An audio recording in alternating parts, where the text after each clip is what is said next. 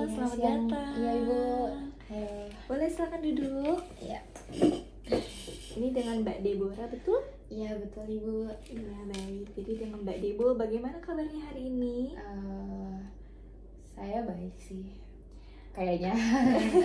Iya. Kayaknya kenapa itu? Coba bisa Em, dijelaskan dengan lebih lanjut? Sebenarnya saya bingung sih sama perasaan saya gitu. Makanya saya coba datang ke sini gitu dan kemarin sempat curhat ke teman terus katanya ya udah coba konsul aja gitu ke psikolog mengenai perasaan saya akhir-akhir ini. Oke, jadi saya di sini akan mendengarkan Mbak Deborah dengan baik.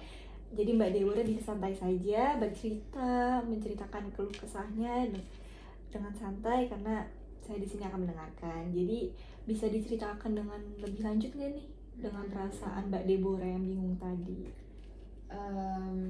Sebenarnya gini ya Bu, saya tuh kan memang akhir-akhir ini tuh lagi banyak kegiatan ya gitu dan rasanya tuh capek banget gitu ditambah jarak saya kan masih kuliah ya Bu, jadi jarak tempuh dari rumah saya ke kampus tuh cukup jauh gitu.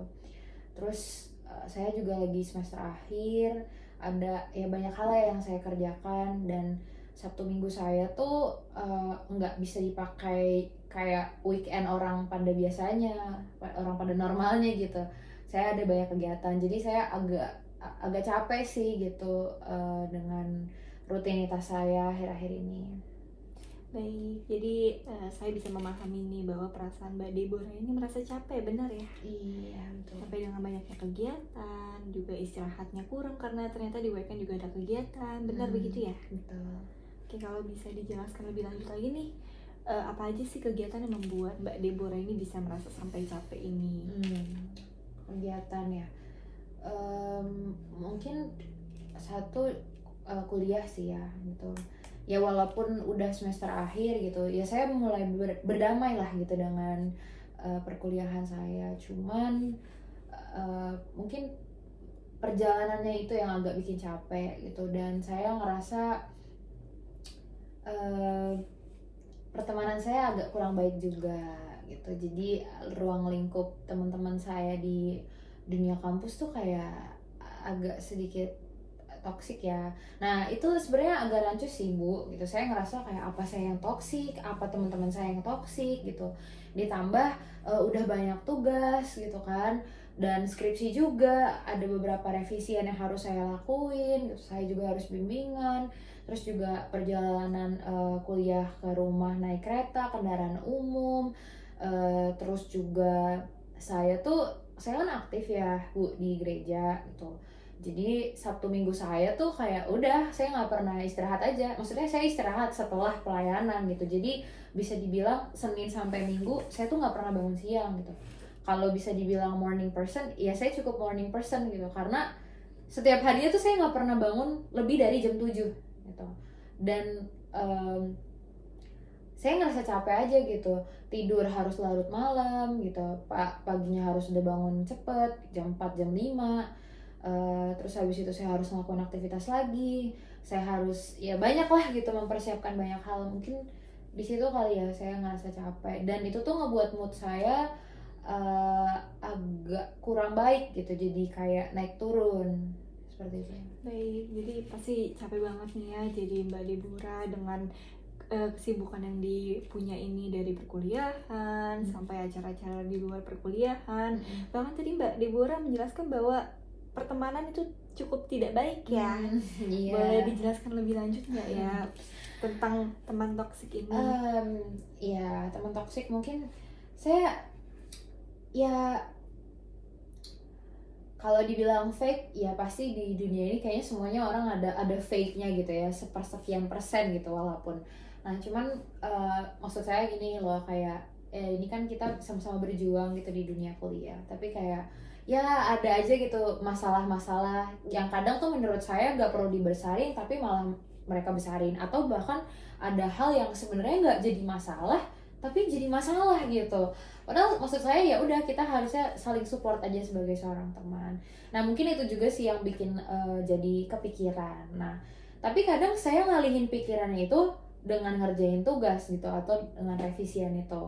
Nah, tapi kadang juga ya karena kondisi badan udah capek, pikiran udah capek, terus ditambah kepikiran sama ya teman-teman yang kayak gitu.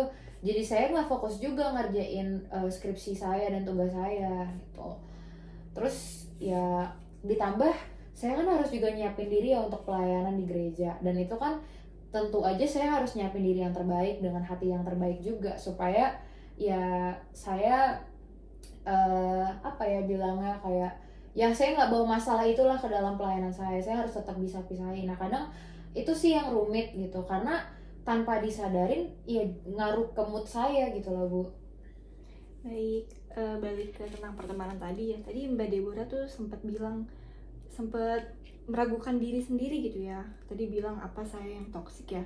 Kenapa sih perasaan itu bisa muncul gitu di perasaan Mbak Deborah ini? Nggak tahu sih ya Bu gitu, saya pernah cerita ke mama saya gitu. Kadang saya setuju sih dengan beliau karena beliau menyampaikan kalau terkadang dalam suatu masalah itu kita jangan cuma ngelihat orang di depan yang salah sama kita juga perlu koreksi diri kita sendiri. Jadi saya setiap ada masalah sama orang, saya pasti juga koreksi diri saya gitu, apa yang kurang gitu ya, apa yang saya lakukan sampai buat orang itu jadi mungkin nggak suka sama saya gitu, atau ya mungkin emang dianya aja yang dasarnya nggak suka gitu. Jadi kadang saya mengkoreksi diri saya gitu, apakah ada perkataan saya yang kurang tepat gitu, apakah ada sikap atau emosi saya yang berlebihan. Jadi ya saya ngerasa takutnya saya yang toksik justru bukan mereka. Baik, dari yang saya dengar gitu Mbak Deborah ini sudah baik sekali ya dalam menghadapi masalah yang dihadapi gitu ya, sudah mengkoreksi dirinya dan juga melihat dari berbagai perspektif. Terus juga tadi didengar bahwa Mbak Deborah ini juga sudah tahu lah gitu tentang kalau lagi capek tuh ngalihinnya ke mengerjakan tugas ini, dan juga bisa memisahkan masalah pribadi dengan masalah di pelayanan tadi ya. Nah, terus juga tadi Mbak Deborah bilang ngalihin capeknya dengan ngerjain tugas. Nah, setelah mengerjakan tugas itu tuh apakah capeknya jadi hilang? Enggak atau sih. bagaimana?